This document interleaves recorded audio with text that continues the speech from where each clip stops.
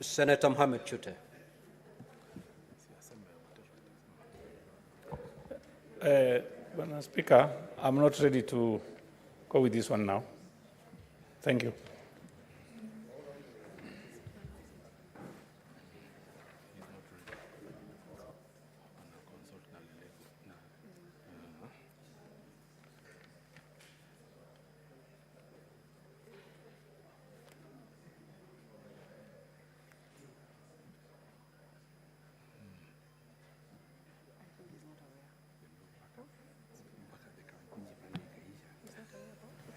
I thought Senator Mohammed Chute is in the House.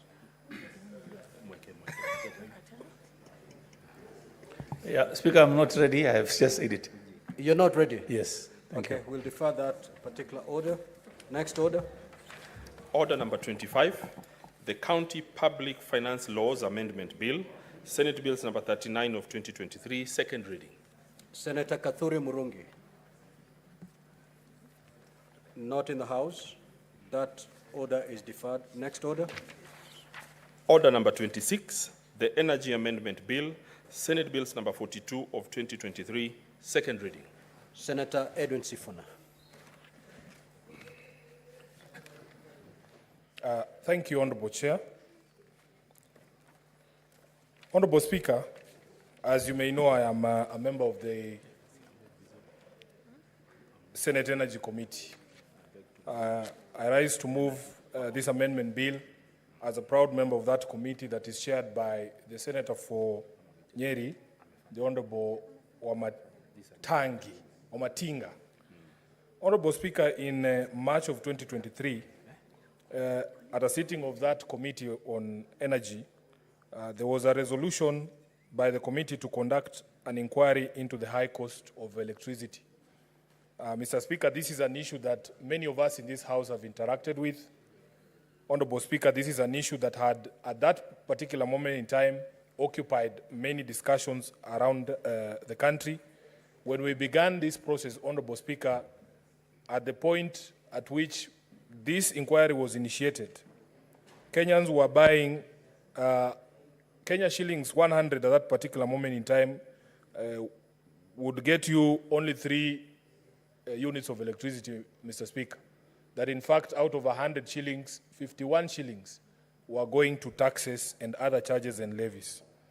Mr. Speaker, the committee did conduct a proper inquiry, including meetings with various stakeholders. I remember the then Minister for Energy, the Honorable Chirchir, stakeholders from Kenya Power, from Ketraco, stakeholders from the independent power producers, and others appeared before the committee.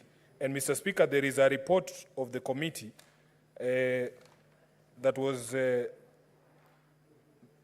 a report of the committee that was prepared in September of 2023. I don't recall the exact date when it was tabled in this House, but Mr. Speaker, it is a matter of record in this House that in fact that report has been tabled before this House. Honorable Speaker, if you allow me to go through some of the observations and recommendations of the committee, and I do this because those observations and recommendations out of that inquiry are the ones that informed the proposed amendments to the Energy Act in order to seal some of the gaps that we found as a committee. Honorable Speaker, at the, on page 7 of the report where it has the chairpersons forward, and allowed me just to read. Honorable Speaker, one of the things that the committee noted is that there is a general opaqueness in the disclosure of the beneficial owners of power producing companies, with the majority of them listing companies, foreign companies, as shareholders. There was another observation, Honorable Speaker, at paragraph number 12, that the dispatch of power currently done by KPLC is not based on least cost merit order. Therefore, preference is not given to the cheaper power producers. Honorable Speaker, another important observation that informed the amendments is that at paragraph 20, you will see the committee says that some power purchase agreements provide for mechanisms of discounts once a certain threshold is met. For example, Lake Turkana Wind Power Limited offers 50% of the energy charge rate once they attain the discount energy threshold. And Lake Turkana Wind Power did appear before the committee, in fact, in a meeting that was held in this very chamber, and attested to this, Honorable Speaker. They were, in fact, protesting that Kenyans were being denied this benefit, yet that the benefit is actually woven into the power purchase agreement. If you go to the recommendations, Mr. Speaker, on page 8, flowing all the way to page 9 and 10, there's a recommendation there that Kenya Power should dispatch power based on merit order, giving preference to the cheaper power producers. Honorable Speaker, this amendment bill is not complicated and it's not long.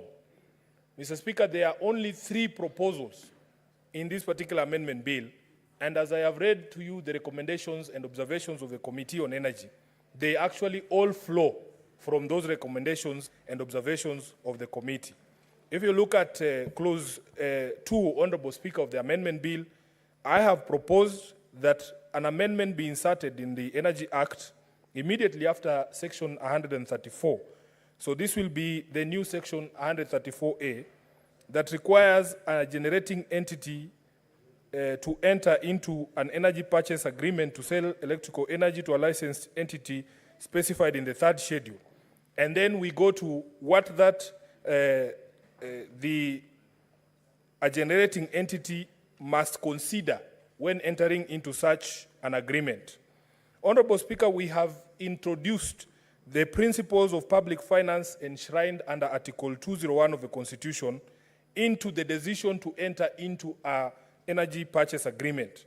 And these principles, Honorable Speaker, are openness and accountability, public participation in financial matters, good governance to ensure that public funds are used in a prudent and responsible way, sustainability, Honorable Speaker. This is as a direct result of the feedback that we got during the sittings of the committee to inquire into why these electricity bills are as high as they are and that Kenyans are complaining that something needs to be done. As you saw, Honorable Speaker, there was a clear manifestation of opaqueness in how people determine whether we in fact need to enter into fresh power purchase agreements. So, Honorable Speaker, we have introduced a requirement there that prior to procurement of electrical power, there has to be a feasibility study that is conducted to identify whether there is enough demand for electricity purchase which cannot be met by the existing production. Honorable Speaker, we were told, if you look at your power bill, there is something called a capacity charge. That capacity charge is charged on every consumer of electricity for all the capacity that has been contracted by Kenya Power to supply power. And that capacity means, Honorable Speaker, every time you issue a license to a power producer, for as long as that capacity to supply is there, we are paying for it whether they are actually dispatched or electricity is actually bought from their generating units or not. So, Honorable Speaker, the committee felt, and this is what informed my amendment, that before you give any other person a contract on purchase of power so that they are setting up any new plants, a feasibility study must be conducted to tell Kenyans that, in fact, the existing capacity cannot meet the requirements at the particular moment. Honorable Speaker, if you look at 134A 3B, there is also a requirement to ensure the process of procurement of electrical energy complies with the procedures set out in the Public Procurement and Disposals Act. Mr. Speaker, what we have seen in the past is there is really no openness in how these people who hold these power purchase agreements ended up as suppliers to Kenya Power, because the public is seldom informed, and there is no information at all when they are being procured, on what terms, and it requires an inquiry of the House, such as the one that we conducted, for us to even know the terms that they have been given. So, Honorable Speaker, we have introduced that amendment to ensure greater transparency.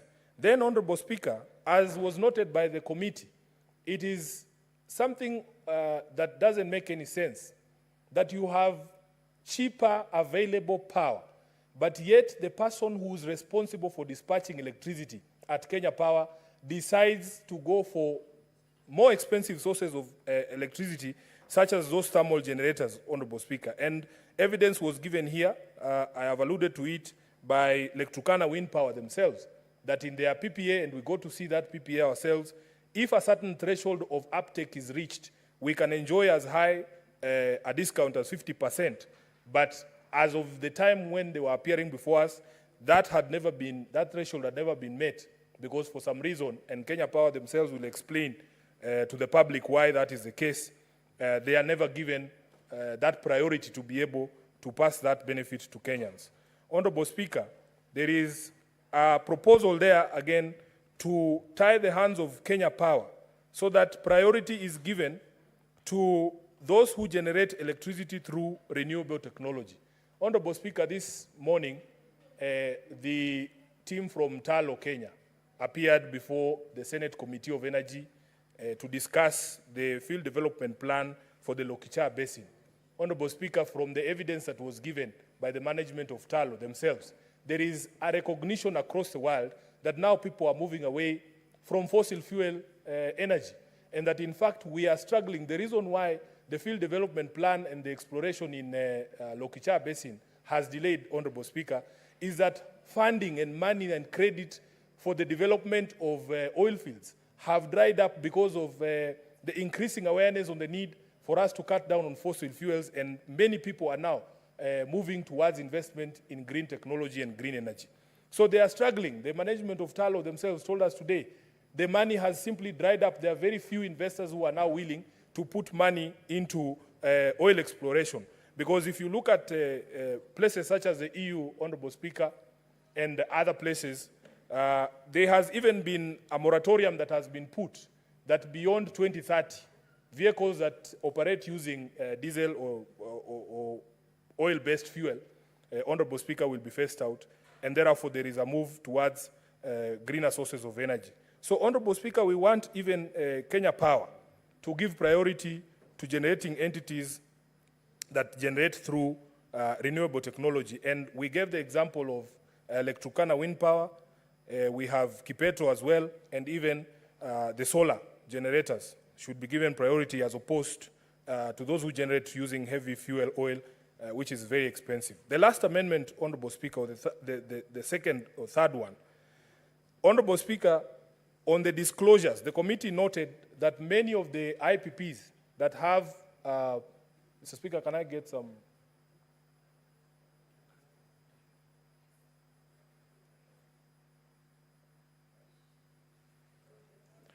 Honorable Speaker, as was noted by the committee, many of the IPPs that hold power purchase agreements as we speak today, Honorable Speaker, have not fully disclosed their ownership.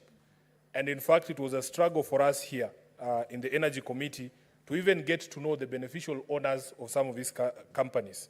There is a great suspicion amongst members of the committee, and in fact, the larger public, that wherever there is secrecy as to the ownership of a company, we would not be surprised, Honorable Chair, to find, and as a lawyer you know, people hiding behind shell companies and claiming that this is a company that is operating out of India, for instance, and yet the true owners are people here in the ministries and in government. So therefore, Honorable Speaker, one of the recommendations we have made is that the Kenya Power, or whoever it is that will be running our grid, can only award a power purchase agreement to an entity that has fully disclosed its beneficial owners. So that, Mr. Speaker, it should be standard practice. If you have something to hide, then we shouldn't be doing business with you. You should be able to tell us outright who the owners of the company are. Lastly, Honorable Speaker, would you believe it that even as a committee, we were very shocked to find out that we do not know as a country how many of these power purchase agreements exist. Nobody tells us, even as Parliament, how many of these power purchase agreements exist. There are people sitting on power purchase agreements just quietly. And, Honorable Speaker, we are paying for capacity charge for things that we are not even aware of, where they exist and where they're generating from. So, Honorable Speaker, the committee felt it important that we have a register of all the power purchase agreements that it has entered into, And Honorable Speaker, this must be published on its website and in the annual audit reports of the purchasing entity. The register in that subsection, Honorable Speaker, we require it to be prepared within 90 days from the date of operation of this section and be open to inspection by members of the public in accordance with Section 5 of the Access to Information Act. Honorable Speaker, lastly, we have provided that the authority shall not approve an energy purchase agreement which fails to comply with all these provisions that we are introducing. Mr. Speaker, with those many remarks, I beg to move. And I want to request the Honorable Stuart Mazayo to second.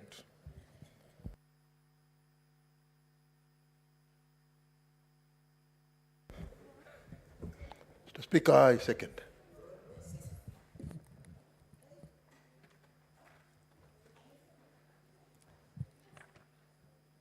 Honorable Senators, I now propose the question that the Energy Amendment Bill, Senate Bills number 42 of 2023, be now read a second time. I will invite members to contribute to this bill, and from my dashboard, Senator Gloria Magoma Orwoba. Chair, thank you for that. Before I add my voice on this, Chair, it's very hot in chambers. I think you have seen Senator Sifuna sweating. I don't know whether the AC is not working.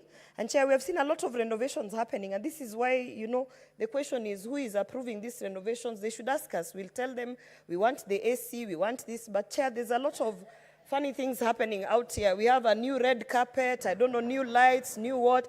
Chair, it is imperative that as a house of oversight, we also learn to oversight ourselves. This budget that is being spent on the funny things that are happening in this building, Chair, we need to know, because you know, I'm sure you sit in the liaison committee. We are opening the financial year with pending bills, which none of our chairs of committees are able to address. So when we sit here and we are sweating, and yet they have replaced the red carpet, which nobody asked for, Chair. Nobody asked for a new red carpet, but they have replaced it. We need to understand that oversight should begin in this house, Chair. So if they can put the AC on, we would really appreciate. Clerk, could you make arrangements such in terms to kindly, have the AC because of all the things that we didn't need, Senator the one Gloria, thing we needed was the AC.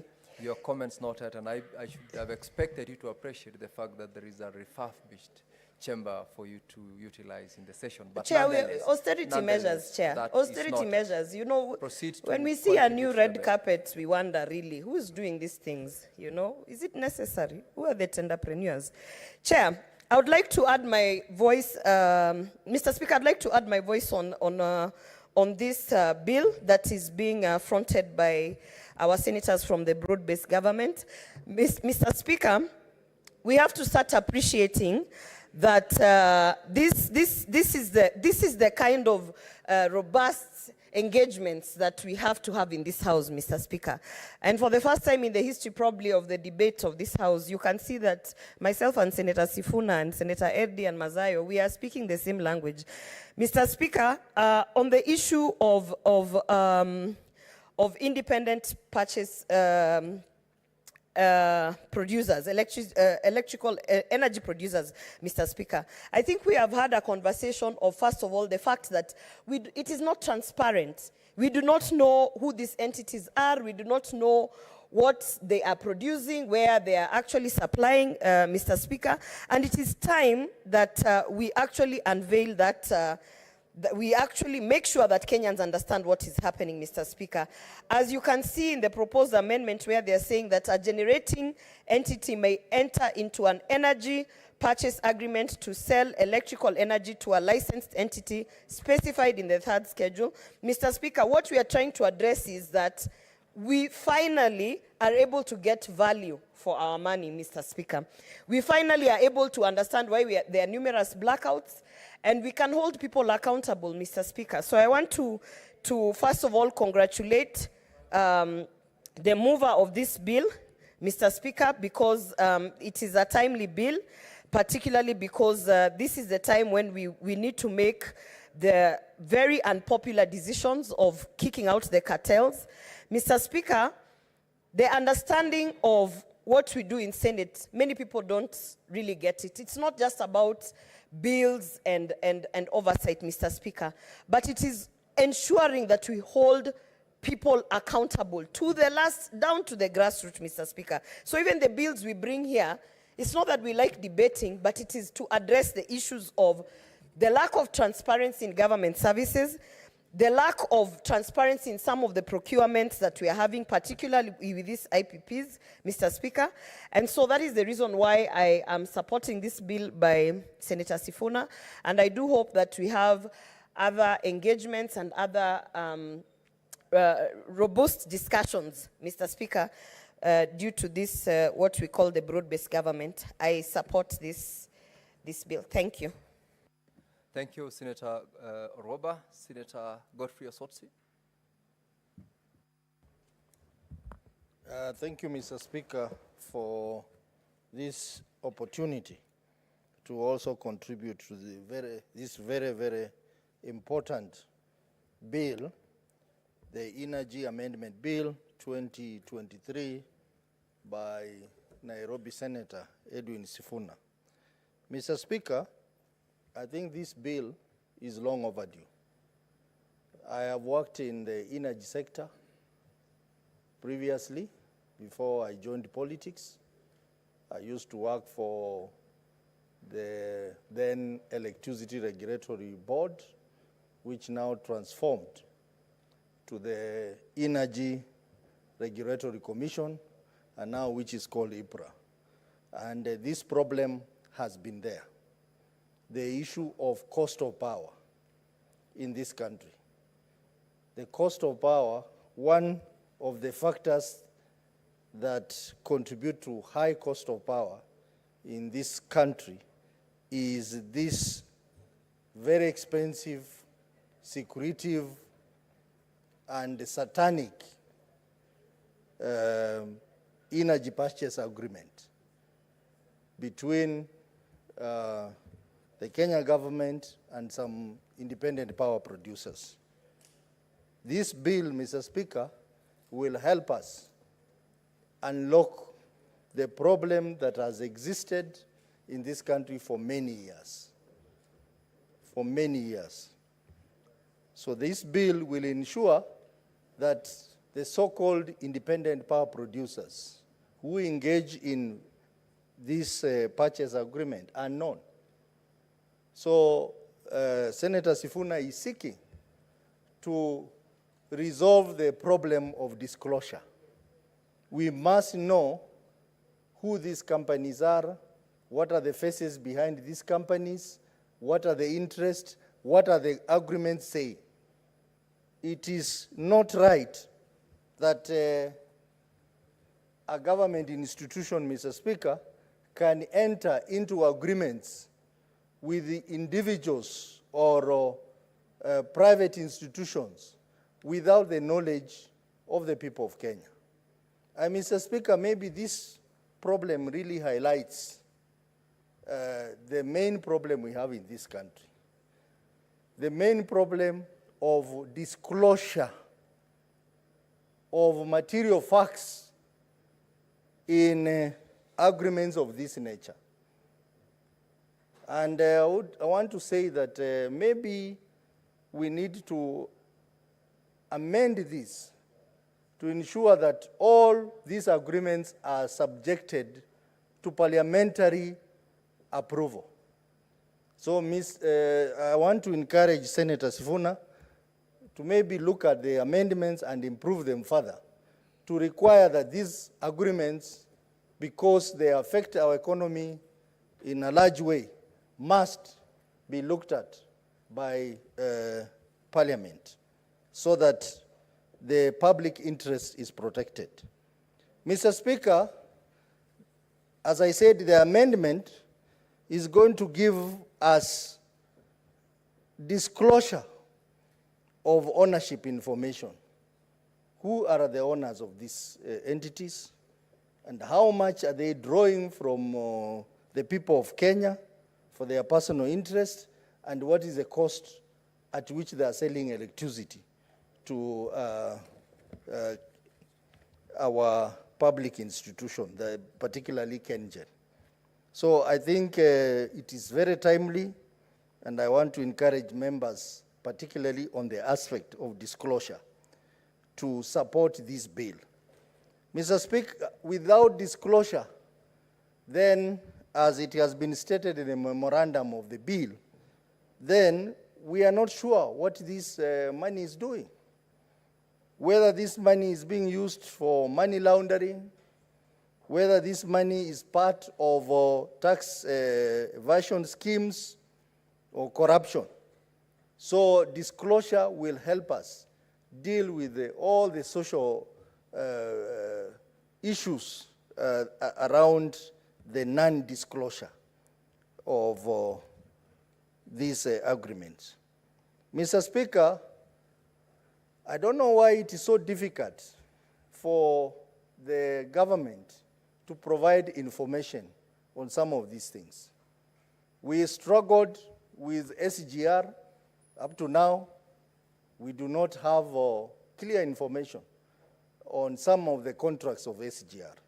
Mr. Speaker, we are now struggling with we have struggled with these independent power producers, and even now, the biggest debate in this country is about Adani matter, which I can see the chairman of Roads and Transport is smiling. He has done a good job, and he's also my member of CPIC, to try and deal with the problem. Mr. Speaker, I think it's high time that we demand that all such major agreements, particularly between government and private investors or individuals, must be disclosed to Parliament and must be processed in this House, Mr. Speaker, because they affect our people, and we exist in this Parliament because we represent the people under Article 1 of the Constitution, Mr. Speaker. Mr. Speaker, the other important issue which I want to agree with the mover of this bill is the matter of ensuring that these agreements are aligned or comply to the principles of public finance management under Article 201 of the Constitution on matters of openness, on matters of accountability, on matters of public participation, on matters of generally good governance in managing public resources, prudent management and responsible management of public resources, on matters of sustainability, whether the agreement is sustainable or not. So we want a situation whereby such agreements, the value for money must be assessed. And therefore, the proposal to ensure that the Public Finance Management Act is complied with, I think is a laudable proposal in terms of ensuring, for example, public participation. Public participation aligns to what I've said earlier, the involvement of Parliament in this process, the involvement of stakeholders in the energy sector in this process is very key. So I want to thank the mover for also including that.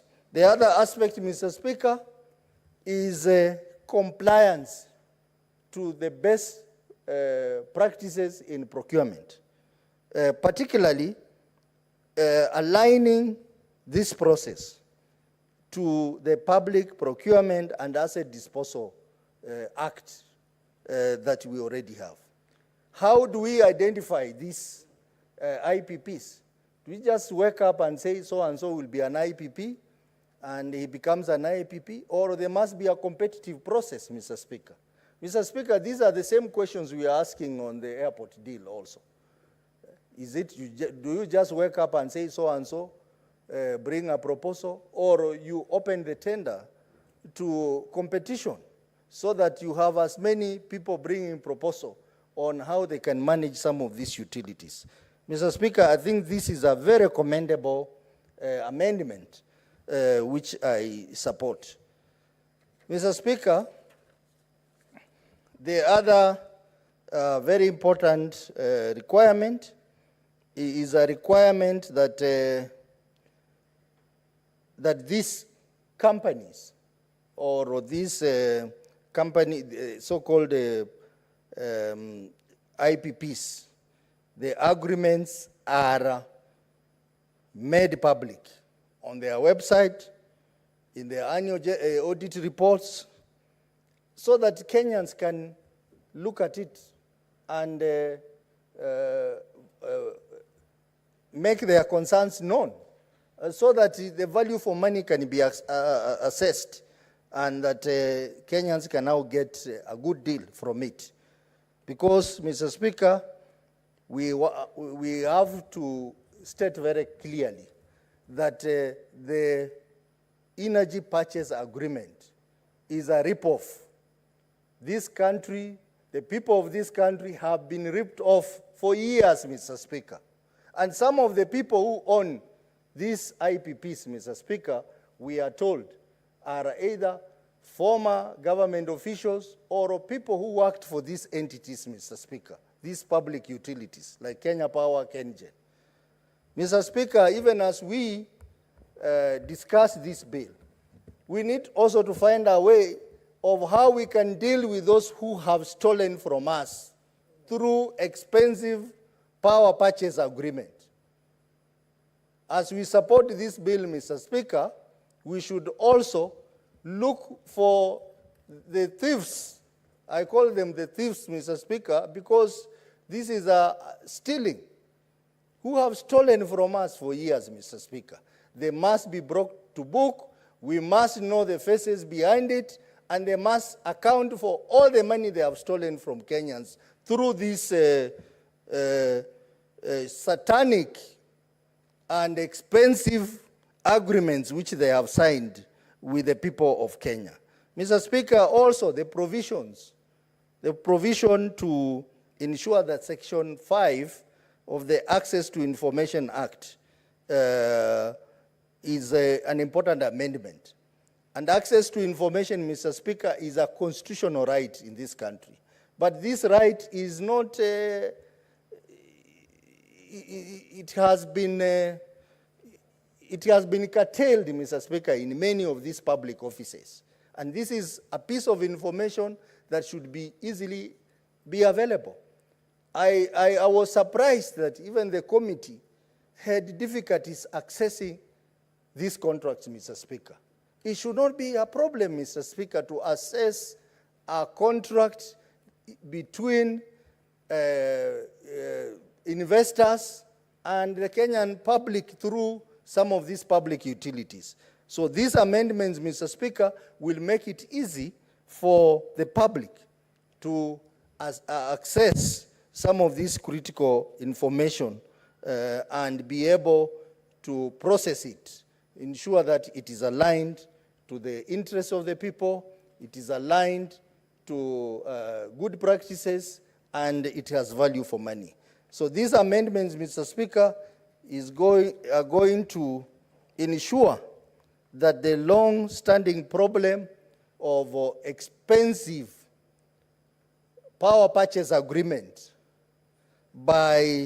between the Kenyan government through its key utilities, energy utilities, and the independent power producers is handled.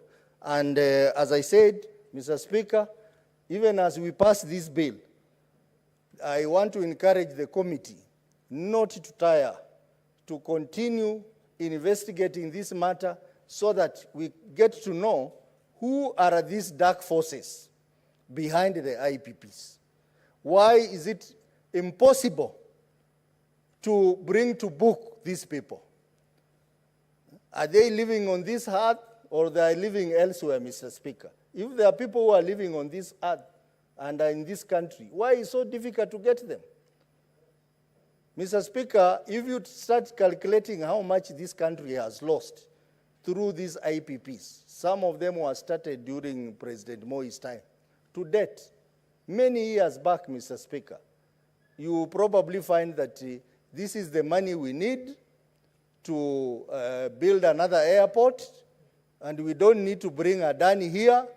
We can get money from these criminals, Mr. Speaker, to build an airport and to build other utilities. Mr. Speaker, I want to commend Senator Sifuna for this very, very important amendment and a very bold amendment. I know the owners of IPPs will be out to fight these amendments, but I want to ask Senate to stand firm.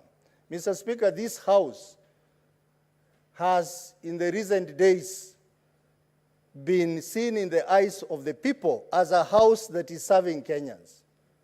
This last week, what the Committee of Roads and Transport did really gave Kenyans another fresh sense that we have an institution that is working for us. Now, this one is the second one, Mr. Speaker, and I want to encourage our committees to deal with issues that are impactful to the people of Kenya, so that this Senate is seen to be working for the people of Kenya. And one of the things, Mr. Speaker, if you allow me to digress a bit, is that we know we are going to have DORA coming back to us, where there is a recommendation that we should reduce shareable revenue, Mr. Speaker, from 400 billion to 380 billion shillings. Mr. Speaker, I think this is the day that Senate needs to rise up and say no. We cannot be told that every time we have a drop in the national revenue, it is the Senate, it is the devolution that suffers, Mr. Speaker. Mr. Speaker, we need to stand firm and protect our counties and demonstrate that Senate does not exist because of politics alone. We exist to support our counties and to protect our counties. So, Mr. Speaker, with those few remarks, I want to support this bill and encourage the other members who are going to contribute to also support this bill so that we can unlock one of the major problems we have been having in the energy sector. That is expensive power purchase agreements which lead to high cost of power, Mr. Speaker. Thank you, Mr. Speaker. I support. Thank you, Senator Sotsi. Senator Samson Cherage.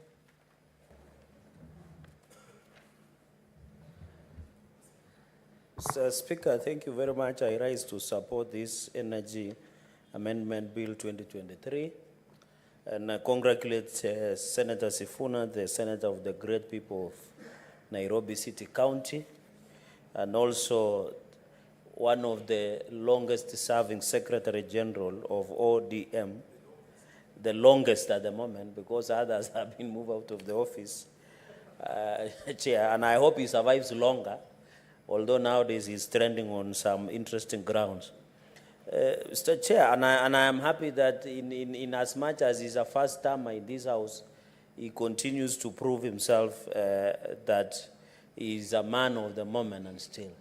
And I can see, Mr. Speaker, the minority leader is excited because he's a ranking member and also is one of the senior lawyers in this country, but not a ranking member like you.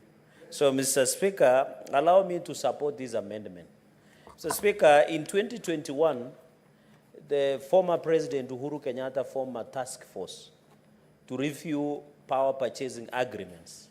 One of them, the biggest challenge in the cost of electricity in this country has been the buy-in by the independent power producers that sell electricity expensively to Kenya Power and Lighting Company. While, Mr. Speaker, there are many challenges that Kenya Power and Lighting Company, from in my village in Kapkeben in Mosoriot Township in Nandi County, Mr. Speaker, out of 24 hours, Kenya Power decides to switch off electricity for almost 20 hours in a day. In fact, it becomes worse when it rains, because Kenya Power is like they now remove electricity because it's raining, Mr. Speaker.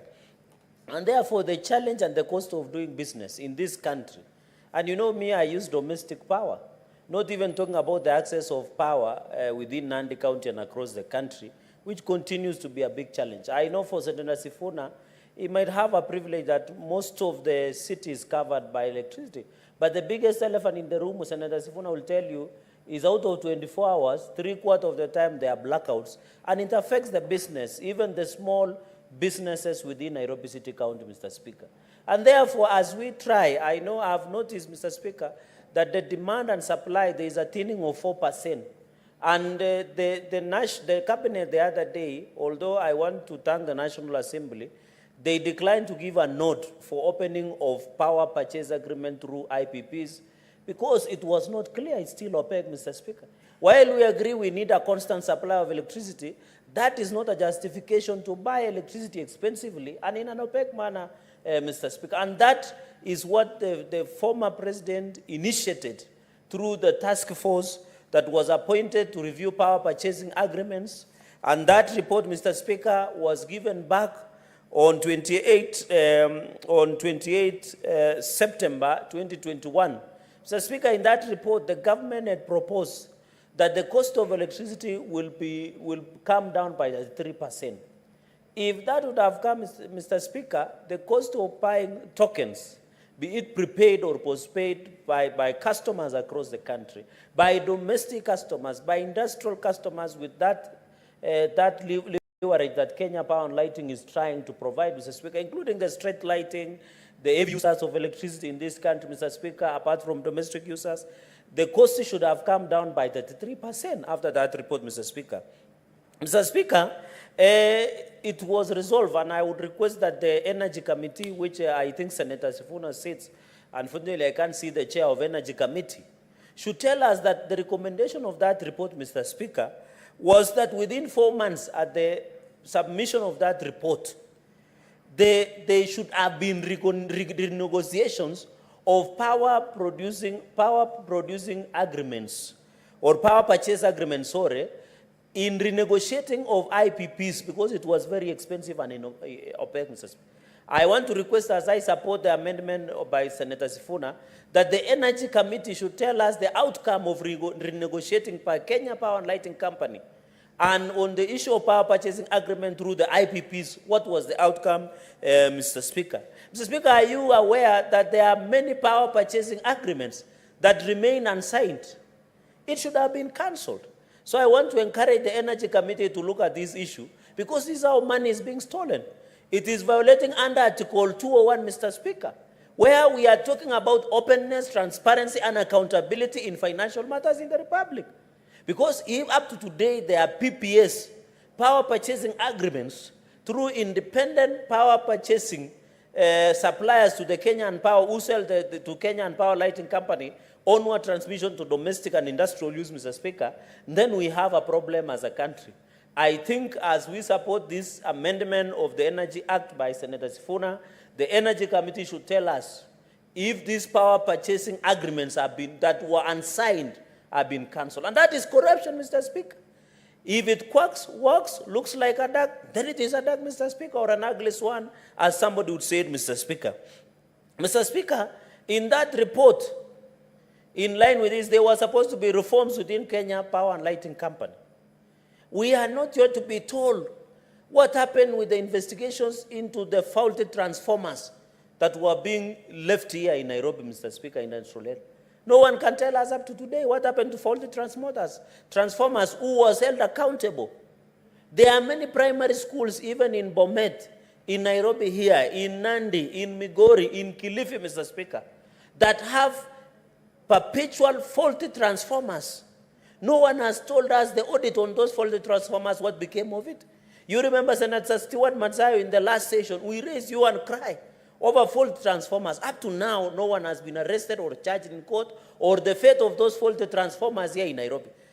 I shudder when I think that faulty transformers might have been even supplied to you or to Kenyans, Mr. Speaker. We need to know the outcome, and therefore the reform of Kenya Power and Lighting Company, because the problems of power purchasing agreements and even independent power producing agreements, Mr. Speaker, is the lethargy, the opaque nature the Kenya Power and Lighting Company has.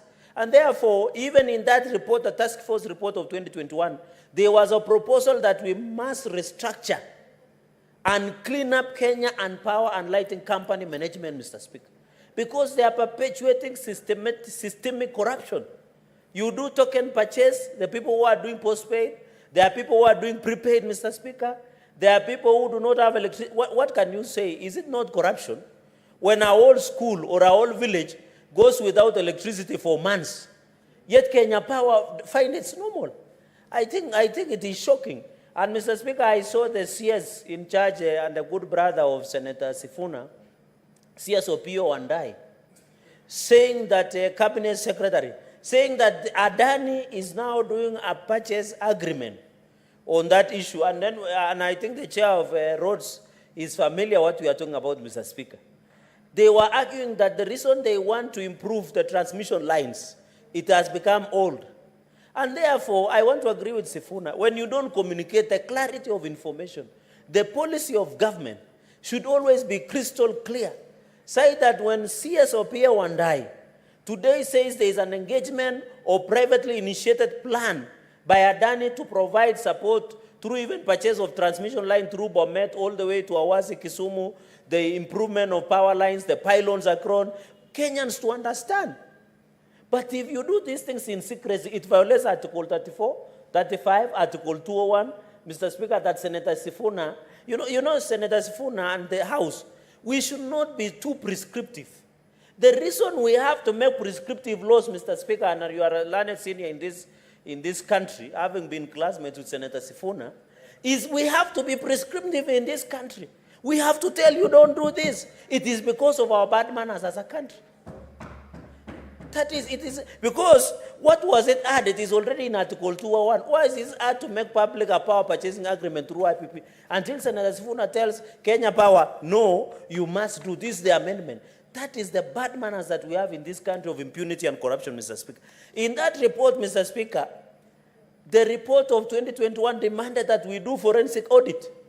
And I want to ask the Energy Committee through your office, Mr. Speaker, to tell us these power purchasing agreements through IPPs.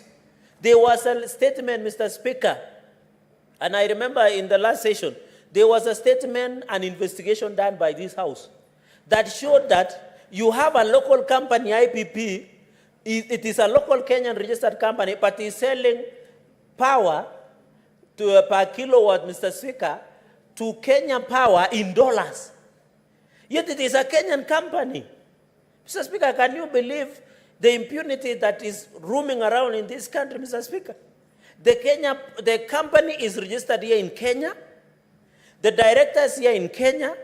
The trade is domiciled here in Kenya, Mr. Speaker. But they sell the power to Kenyan Power and Lighting for distribution and transmission through in dollars, Mr. Speaker, or in pounds. Those are the people that forensic audit should have been done and be charged in court, because that is public rip-off of a hard-earned money, Mr. Speaker. And therefore, Mr. Speaker, I want to say in this issue of openness on power purchasing agreements, especially through independent power producers, personally, Mr. Speaker, I don't have a problem. We are not saying that IPPs or people do independent power producers in this country, Mr. Speaker, they should not do business. But we want them to do clean business. We want them to abide by the rules and the law of the Republic of Kenya. If I establish a solar power generating company in Kilifi, or a wind energy, and I intend to sell to Kenya Power and Lighting Company, why don't I sell it in Kenya shillings, Mr. Speaker? And that is the openness, the accountability, and transparency, Mr. Speaker. And as the chair of the Senate caucus, and I'm happy you attended that session of open governance, Mr. Speaker, one of the issues, Senator Sifuna, through the Speaker, was legislative openness. We must be open in terms of legislation and implementation by executive, Mr. Speaker, going into the future. So even as Mr. Speaker, and I want to say, the cabinet and the parliament should not allow opening of PPAs until we agree on some ground rules. Because I can go and register my company in Bomet and decide to tell to Kenya Power in dollars. It will be a public rip-off. And I want to ask the Secretary General of ODM, CSOPO and I is your immediate former member of ODM. Kindly advise him that the only way he can redeem the image of Kenya Power and Lighting Company is to make sure the IPPs that has been signed for the last 10 years are laid bare in the public. And the truth shall set us, all of us, Mr. Speaker. I'm happy on the issue of Adani. He has come out quickly. He didn't wait for the airports, the way we went for the airports, Mr. Speaker. Even we could not access documentation. We had to use power of oath, power of intimidation, power of coercion for production of documents on Adani JKI deal, Mr. Speaker. And that is why you had the young man the other day on Gen Z protest saying, and I'm happy that young man, he has got a sponsor. He was saying, uwanja wa ndege umeuzwa. Imeuziwa muhindi, was being asked, umeuziwa nani? And we thought it is a joke. Only when the issue appeared before the Senator Chair of Roads, and I want to ask Senator Karungo Wadhangwa, the way he's standing on issues of Murima, strongly, he should stand on this investigation of Adani, Mr. Speaker. He should fear nobody. The Bible says, the Bible says, Mr. Speaker, don't fear that kill the body and the soul, that kill the flesh and the body, but do not fear only who kills the soul and the spirit, Mr. Speaker. I want to challenge Senator Karungo Wadhangwa. The way he's strong standing on matters of Murima, he should stand strong on the issues of Adani. We want to know what really happened to the airport, Mr. Speaker, including the Kerenga airstrip in Kericho. Has it been sold? That is the question many Kenyans have. What is the issue of private partnership in this country under the Act, Section 4 and Section 2 and Section 40, Mr. Speaker? I want to challenge Senator Karungo Wadhangwa, Mr. Speaker. The way he spoke with authority on Sunday in Kirinyaga, he should speak to these matters with the same figure and authority, and he should behave like a miracle senator for who he is, Mr. Speaker. Mr. Speaker, point number 5, on this issue of moratorium, we should not lift a moratorium on the issue of power purchasing agreements through IPPs, Mr. Speaker. And that is the point. Before we lift a moratorium that was imposed in 2021 by the report on the task force that investigated the issue of power purchasing agreement and IPPs, Mr. Speaker, we must agree that there are ground rules that needs to be set, Mr. Speaker. Mr. Speaker, for example, Kenya Power and Lighting Company buys from KenGen, Mr. Speaker, at 5 shillings and 30 cents per kilowatt. But when they buy from independent power producers, my brother Senator Eddie, they buy it at 195 shillings. Yet KenGen sells to Kenya Power at 5 shillings 30 cents.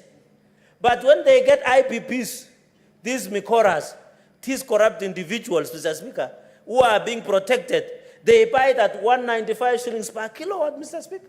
That is more than 190 shillings from KenGen. And this is a public report, Mr. Speaker, that Senator Sifuna, we need to know who these companies are, what is the contract that we are doing, Mr. Speaker, going into the future. So, Mr. Speaker, I agree there should be a register that should be open to the public.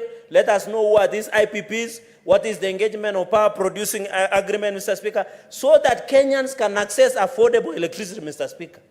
We cannot be talking about climate change and green energy if the person in Nyatike, in Mikori, cannot access electricity. They will buy Koroboi and they will pollute the environment. Or they will fell down the trees in somewhere in Bomet, Mr. Speaker, in Jebalungu. They will be forced to go to the forest, cut down and light the fire. But if we can produce power to be accessible and affordable to everybody, Mr. Speaker, even in Tindret, where some of us come from, even in Nandi, Mr. Speaker, we must make the power in this country to be affordable. Even as we talk about cottage industries, Mr. Speaker, there are many people, my people are farmers, Mr. Speaker, of milk, dairy. We want to process and do our own farming. There are many people who are doing chicken farming or poultry farming. They need electricity. There are people who are processing dairy farm inputs, Mr. Speaker. They need electricity, Mr. Speaker. So I think this amendment is long overdue. I want to thank the Deputy Minority Leader, Minority Whip, that this is important, Mr. Speaker. I have noted that there have been serious renovations. I don't know whether it was the cost of the JNC.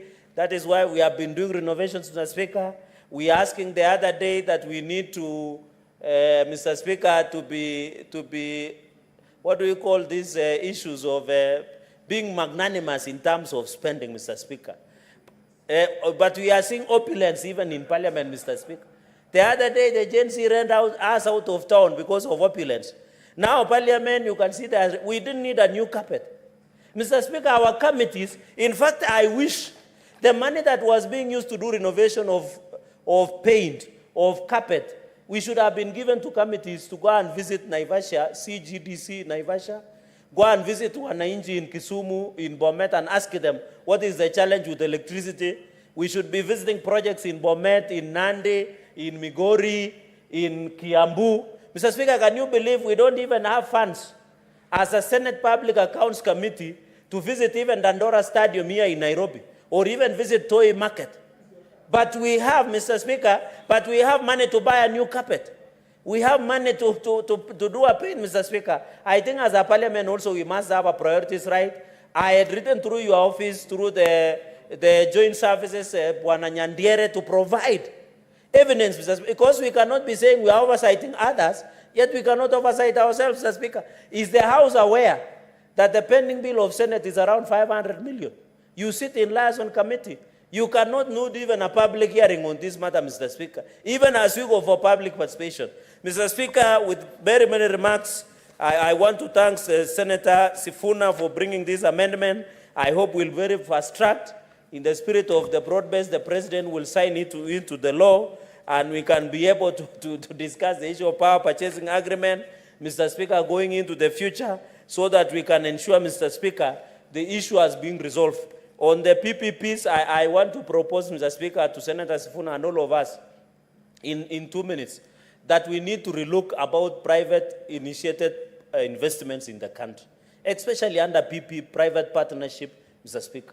We can see the debacle of Adani, both in energy sector and in aviation sector, Mr. Speaker. Let us review the law, even the regulations, Mr. Speaker. Say that when you are doing PIPs, you want to do privately initiated as an investor, Mr. Speaker. There should be the law that governs and ensure that there is accountability. Let us be open as a country.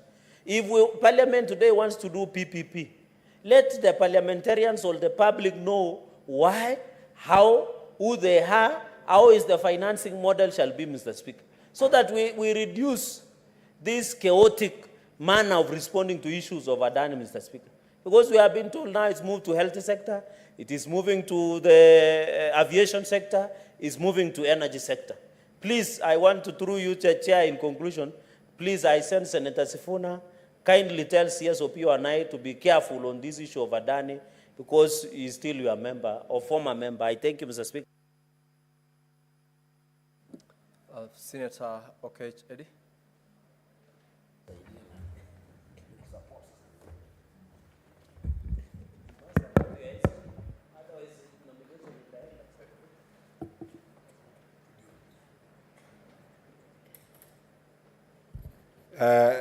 Chair, Mr. Speaker, I want to thank you for giving me this opportunity to support this amazing bill by the great senator of Nairobi, and also still my SG in the ODM party, because the mischief that the senator of Nandi is trying to bring is that my SG now is the SG of the broad-based government. That one is now akin to interfering with my certificate in 2027. So I want to guarantee you that this is the SG of ODM, who is still the custodian of my ticket. But Mr. Speaker, on a more serious note, this amendment is a very serious amendment. Mr. Speaker, EPRA, in the year 2022, just after COVID, I remember it was May, when EPRA released its daily systems, operations, and dispatch analysis report, which did indicate at that time, Mr. Speaker, that the Kenyan demand for electricity had just hit 2,051 megawatts. That, I think, was the highest the country had by that time. And remember, that was at a time that we were just coming from, we were just in a post-COVID era, immediately after the economic meltdown that was brought by COVID.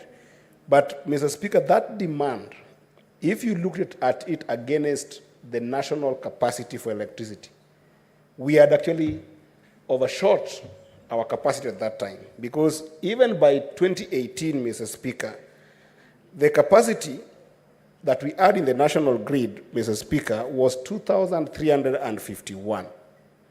There is something that that number showed us. And it's important because the country is gearing towards trying to get to a 2030 national grid of about 15,000 megawatts.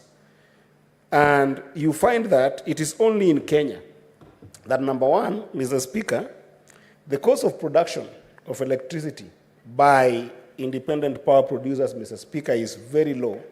Yet, when it hits the national grid, we get the highest electricity tariffs that then affects our people.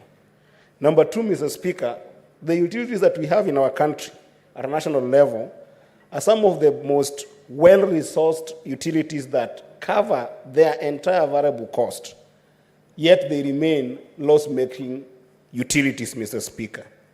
Now, to add salt to injury, Mr. Speaker, the Kenyan taxpayer who ends up going to the market to get energy for whichever reason, whether it is commercial or domestic, Mr. Speaker, still faces the issue of low-quality service, even when it comes to that. We sometimes get people with serious problems of specs of different meters that are not working, different meters are also not reflecting their payments. There's a lot of low-quality service that we still see in the power consumption in this country, Mr. Speaker. And, Mr. Speaker, I cannot stress enough the importance of power in our country in terms of actually making sure that our national total productivity factor, in terms of the output that we get from every single citizen in this country, how important this is, Mr. Speaker.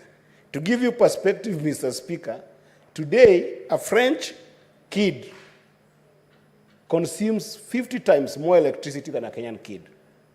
Mr. Speaker, a kid born in the United States consumes 70 times more electricity than a kid born in Kenya, Mr. Speaker.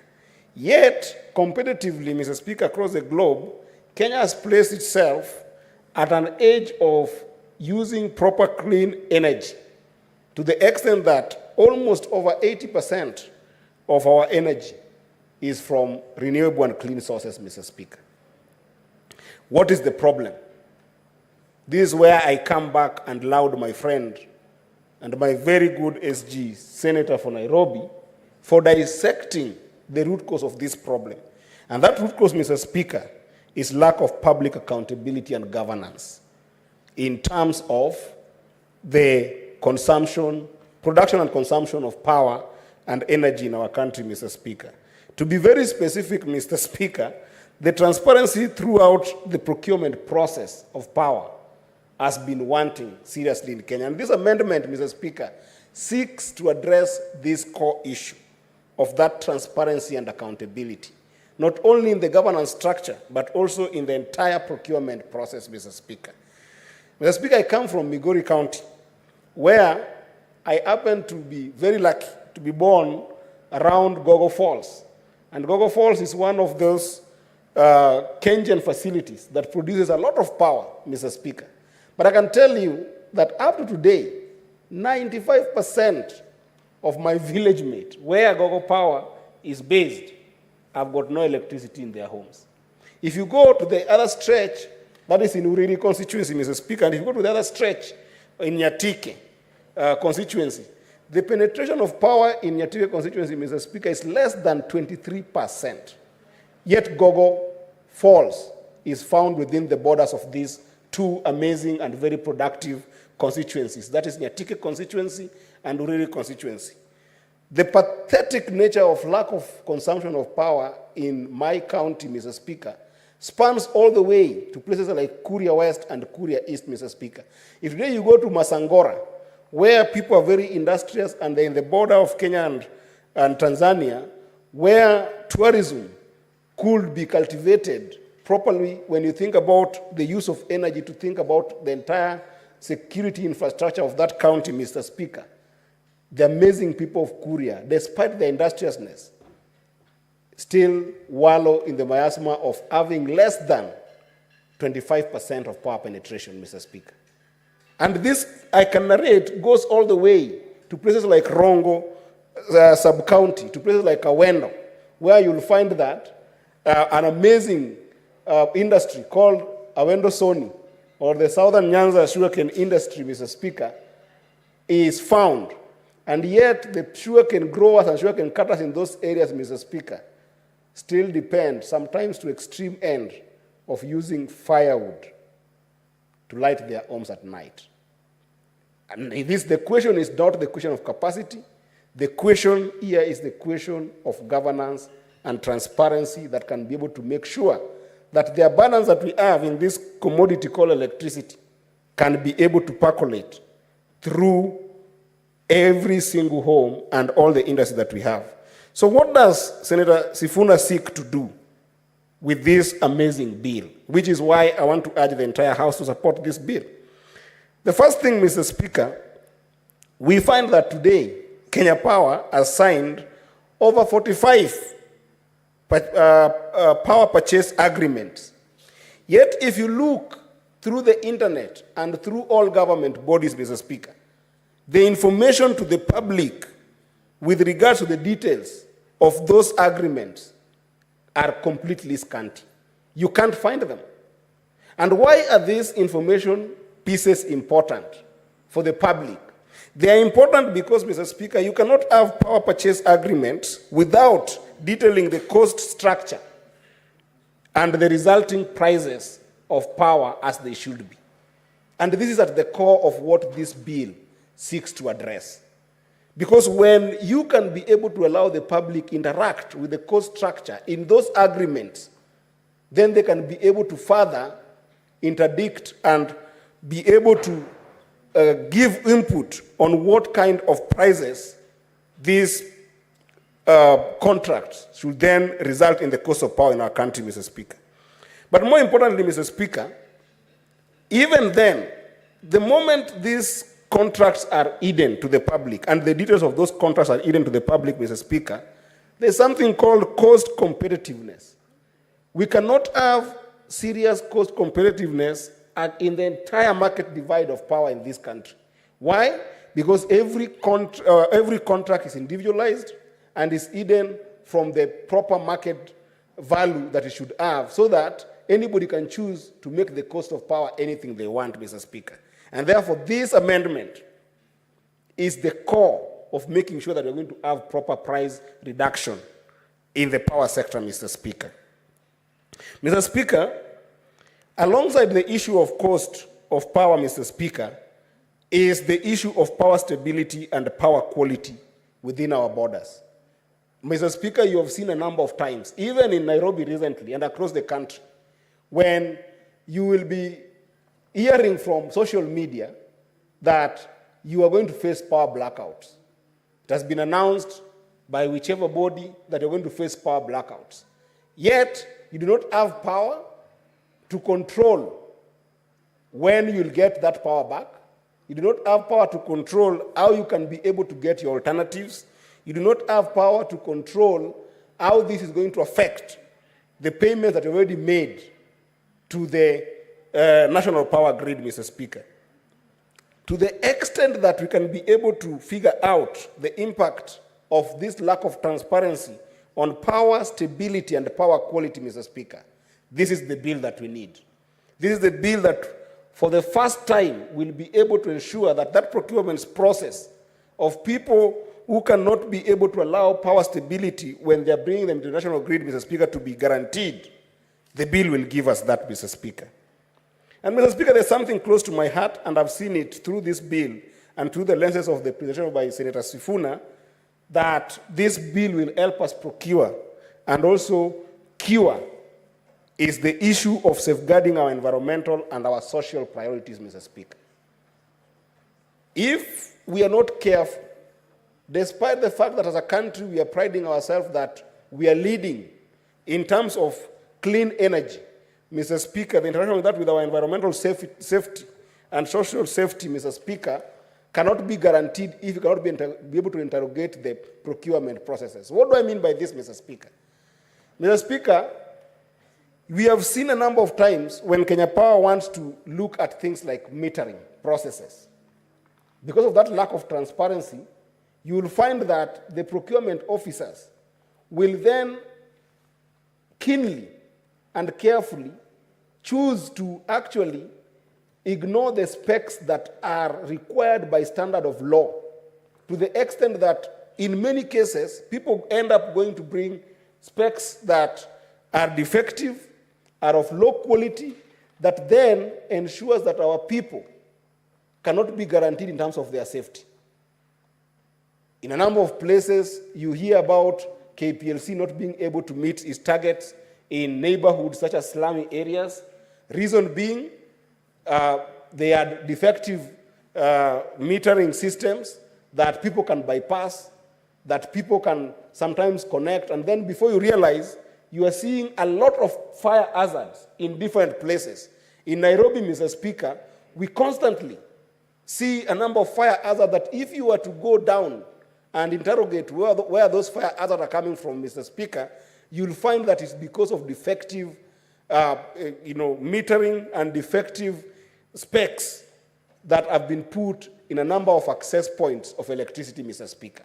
And this is putting our people in hazardous environment, is putting our people in very serious social problems, Mr. Speaker. Toy market recently lost property worth billions. That's where Senator Sifuna comes from. I think 2 days ago, there was serious fire in Mukuru Kwejenga, Mr. Speaker.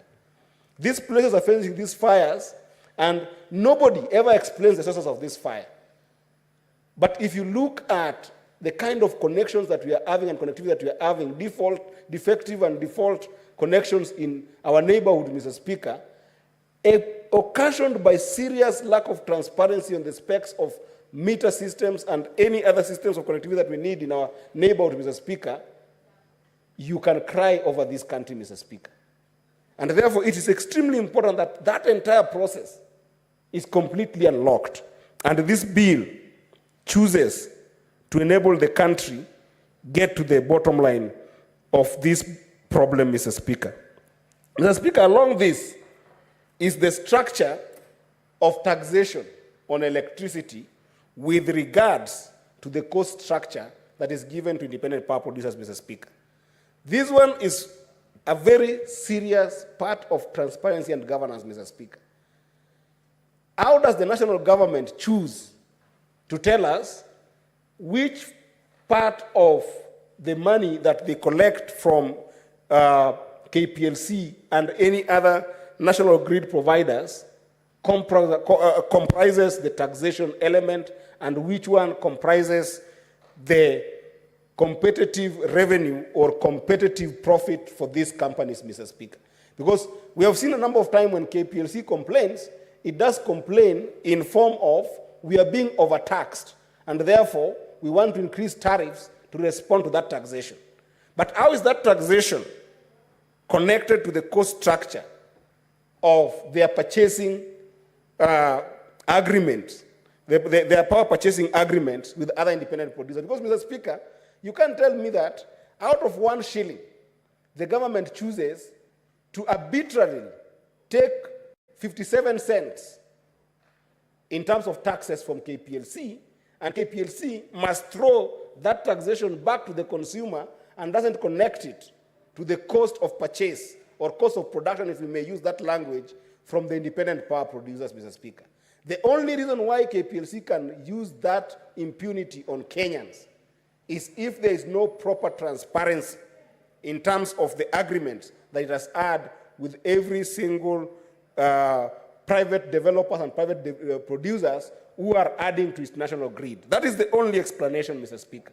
And that is also tied squarely to being able to disclose the number of loans that KPLC and all the national grid suppliers can be able to argue in terms of the pricing of electricity, Mr. Speaker. Because otherwise, KPLC will just tell you that we took a number of loans here and there, and those loans, we helped XYZ development. We were developing this utility at X cost, which is also not given proper detail, but just basic. And then before you realize, the cost keep on skyrocketing, Mr. Speaker. So in conclusion, Mr. Speaker, I really want to laud and appreciate this bill that Senator Sifuna has brought into this House.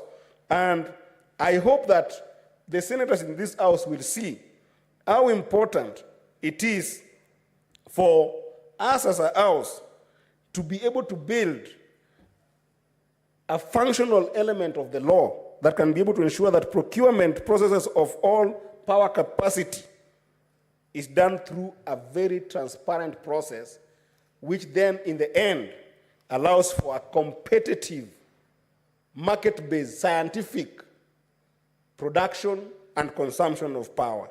And additionally, Mr. Speaker, this is the first bill, in my humble view, that will ensure that there is always public notice and public engagement on the intention to be able to sign contracts by independent power producers, and to be able to make sure that the public is always having a notice. I'm talking about the intention for power purchase agreements.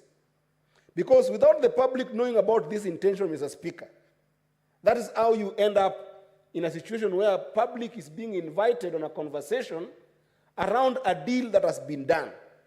Like the case for Andani, Mr. Speaker, despite the fact that the Minister for Energy or the CS for Energy currently has told us the capacity that Andani has, he's telling us the capacity that Andani has on the power production and consumption in this country at the age of Andani having been given the contract. So why is the public being invited to even give its views in the first place? If at the intentional moment there was no deliberateness in terms of engaging the public. So this bill is going to ensure that when there is an intention to sign any power purchase agreement or any power deal with any kind of institutions within or without government in the corporate sector, Mr. Speaker, then the public is noticed on that intention. And therefore, the public can then go ahead and be able to contribute before an action is taken to give the deal to any of those private developers, Mr. Speaker. And lastly, Mr. Speaker, it is always important that when the public comes to engage in a public participation, it must have proper details in terms of information that informs robust contribution in that process, Mr. Speaker. This bill, as I finish, Mr. Speaker, gives the key and access for the public to be able to have details of contracts.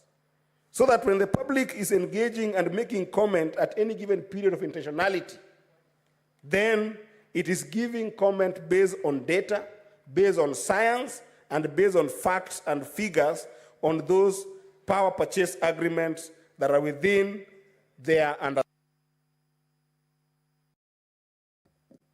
Thank you, Senator Eddie. Lastly, Senator Karungu Thangwa.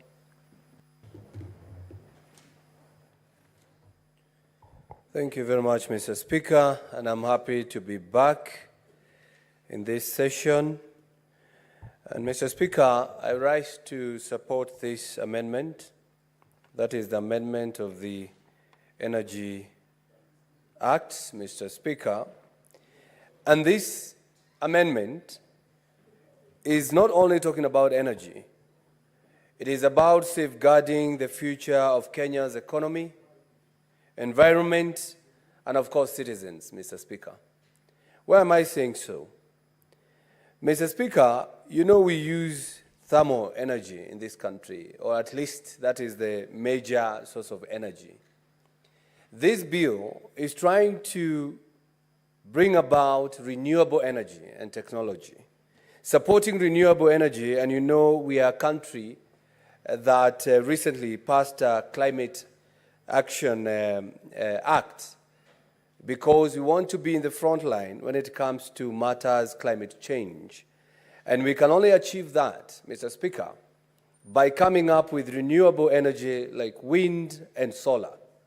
Mr. Speaker, I remember the first presidential address at the National Assembly or the joint houses, Mr. Speaker. The president said that he's going to allow societies or groups of people to generate power and sell it to government, Mr. Speaker. I believe this bill or this amendment is going to assist in achieving exactly that. county government can come up with power generating activities so that they can also earn revenue, Mr. Speaker. A county government like Nairobi and Kiambu, which of course has a lot of garbage and waste, Mr. Speaker, they can use that waste to generate power. And then they can sell that power to the national grid. Then, whenever they use the power for their hospitals, their car parks, their schools, they can as well be paying less than what they're paying today, Mr. Speaker. And the money that they get from there, they can use it to build roads and other entities, Mr. Speaker. Mr. Speaker, and I want to tell Senator Cherargei, because he mentioned when he was giving his contribution, I take up the challenge. I take up the challenge, Mr. Speaker, because I'm not easily coerced. I'm uncompromisable, Mr. Speaker. I'm intrepid. And by saying that, Mr. Speaker, I might be small in stature, but I'm intrepid at heart, and I cannot back down, because coming from an area or an era where people are referring to problems and other people are snakes, Mr. Speaker, I am saying that we shouldn't even deal with the vipers, Mr. Speaker. Vipers are small snakes. Let's talk about cobra. Let's talk about black mamba, Mr. Speaker. And these are the issues that you are raising whenever you appear, even in our committees, like the issue of Adani, Mr. Speaker. That is a king cobra issue that we need to deal with, Mr. Speaker, when it comes to PPPs and PIPs, Mr. Speaker. Mr. Speaker, when you look at this amendment bill, it's talking about public participation. And public participation, I want to make it clear. There's a difference between public participation and stakeholders consultation, Mr. Speaker. Public means you consult everyone, whether they're in that field, whether they use electricity, whether they don't have it, whether they have it, or whether they are not interested. They must have a say, Mr. Speaker. Because public participation, as it is in the Constitution, it talks about the people of Kenya must be informed, must be given details, must be listened to. And as you know, whenever we have public participation, we ask for written memoranda. We also ask for oral submissions, Mr. Speaker. This bill is saying that we must involve the public in decisions that affect their daily life, Mr. Speaker. Because this bill empowers Kenyans to have a say in how energy is procured, ensuring that, Mr. Speaker, their voices are heard, Mr. Speaker. Mr. Speaker, the reason why we pay high bills when it comes to electricity is because Kenya Power get into contracts even when they don't need that power, Mr. Speaker. This bill is saying there must be a feasibility study before any contract is entered into to ask whether you need that power or you don't need that power, Mr. Speaker. Mr. Speaker, when you do that, you're able to prevent the people of Kenya from paying high bills or from having exaggerated power connection fees, Mr. Speaker. Mr. Speaker, when you talk about transparency and accountability, whenever you are having these companies that generate power, we don't know who the directors are. We don't know their names. Some people, even within the government, hide behind these kind of people to come and sell power or generate power and sell it to the government. You know, the government officials selling power to government. By making this information public, we'll be able to know who owns what, and we'll be able to watch them because we know them.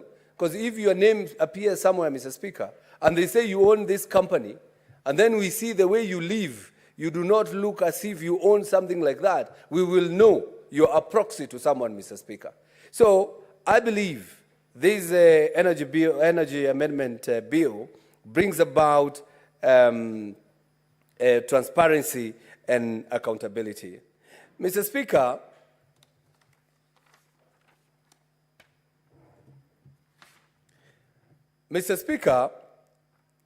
whenever you have this kind of engagement where the government is contracting someone to provide energy. And this bill, as it is drafted, Mr. Speaker, is bringing about investor confidence. And when there is investor confidence, Mr. Speaker, people will be able to invest in such ventures, Mr. Speaker. It has been mentioned here, not once, not twice, that I'm the chairperson of the Roads and Transportation Committee, the committee that is looking into the issue of the PIP by Adani Group and JKIA, Mr. Speaker. And I'm telling you, the way we are going to handle this issue is going to either bring about confidence to those investors who would want to invest in this country, Mr. Speaker, and also to have trust, because you see, this government, Mr. Speaker, there is an issue of trust, and somebody said the trust deficit. Mr. Speaker, what we are trying to do is to tell the people of Kenya, yes, we are here for you, and we are going to stand for you, and we are going to do exactly what you do, because if we do not carry our people along with us, we lose them along the way, Mr. Speaker. As I said the other day, we will find them at the finish line. And when we find them at the finish line, they won't be happy with us, Mr. Speaker. And we have to do exactly what we are mandated to do as the senators. We have to protect the interests of our counties, Mr. Speaker, and protect the consumer when it comes to power bills, KPLC. We have to protect the consumer whenever they're using electricity, Mr. Speaker. Mr. Speaker, without further ado, Mr. Speaker, I support this bill, and I thank the Senator of Nairobi, because this thing, we needed it yesterday so that we can encourage counties to generate power and use it for their own utilities and agencies, Mr. Speaker. So I do support. Thank you very much, Mr. Speaker. Senator Karugu Thangwa, thank you for your contribution.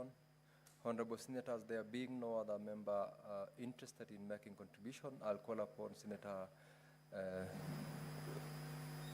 Sifuna to reply to this bill. Thank you, Honorable Speaker. I rise to reply and start by thanking all my colleagues who have made contributions to the amendment bill, including my sister Gloria, who started by petitioning on my behalf that the AC be put on. I was sweating here profusely, Honorable Speaker, and I didn't know what was going on. Honorable Speaker, just in closing, this amendment is intended to just enforce transparency and public accountability of the electricity sector. KPLC themselves came up with the slogan, Mulika Mwizi. Honorable Speaker, the aim of the committee, and I'm very proud to be a member of the Energy Committee, we decided to shine a spotlight on the pain points in the electricity cost. Honorable Speaker, I want to assure members that every contribution that has been made is important as we learn from the interactions at the committee, because our focus, for instance, Honorable Speaker, on the fuel cost charge, which was the highest component of our electricity bill, is what has resulted in some of these amendments that were proposed and some of the recommendations that were made by the committee. Honorable Speaker, the fuel cost charge accounted for about 25% of all our electricity bills. And this was because of KPLC preferring to uptake power or dispatch power from the expensive thermal sources. And I am happy because some people think that these discussions that happen in Senate or discussions that happen in our committees are idle talk. Honorable Speaker, I want to assure members of this House that I can already see movement in terms of implementation of these recommendations. And I must thank all the stakeholders, the Ministry of Energy, and of course Kenya Power and all the other stakeholders for trying to put in place some of our recommendations. I'll give an example of just 3 of them for the benefit of the House, Honorable Speaker. One of the proposals that we've made, and it is also a proposal in the amendment bill, is prioritization during dispatch of power based on merit order, giving preference to the cheaper power producers. Honorable Speaker, I saw a report in the newspaper just a few weeks ago that there was an increase of 88% of the uptake of power that we import from Ethiopia, which is one of the cheaper sources of power, Honorable Speaker, at Kenya shillings 8 only per kilowatt hour, which is a bit more expensive than the Kenya shillings 5 Kenya shillings that Kenyan charges, but it is one of the cheaper sources. There was an increase of 88% for the 6 months to June of this year compared to a similar period last year. That was a recommendation. If you look at page 56 of the committee report, it appears at paragraph number 219. Secondly, Honorable Speaker, there has been a policy shift that Kenyan is actually now moving to purchase or put in place power storage facilities. These are batteries to be used. These are batteries to be used in order to ensure that what they call the intermittent sources of energy from solar and also the wind farms that are not available throughout the day and night, Honorable Speaker, can continue to be useful to the grid even when the sun is not shining or the wind is not blowing. Honorable Speaker, lastly, there was a recommendation at paragraph 210 of the report of the Senate Energy Committee that the Ministry of Energy, in consultation with all thermal power plants, should institute a mechanism for purchase of heavy fuel oil in bulk within 90 days of adoption of this report. And I am happy to again report, Honorable Speaker, that this is being done. So, Honorable Speaker, I want to assure members of this House and members of the public that what we do in our committees is not idle talk. And in fact, with the coming into force of this law, there should be a move towards cheaper electricity in the country. Therefore, Mr. Speaker, I beg to reply and request that the putting of the question be deferred to a later date pursuant to Standing Order 66.3. I thank you, Honorable Speaker. As requested, Senator Sifuna, the putting of the question is deferred to the next sitting of the House. Now, let's call the next order. Clerk.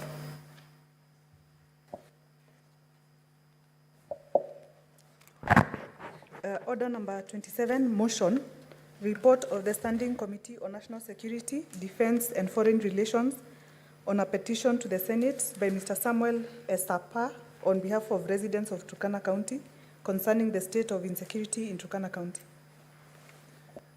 In the absence of the chairperson, Standing Committee on National Security, Defense and Foreign Relations, Senator Cheptumo, that motion is deferred. Next order.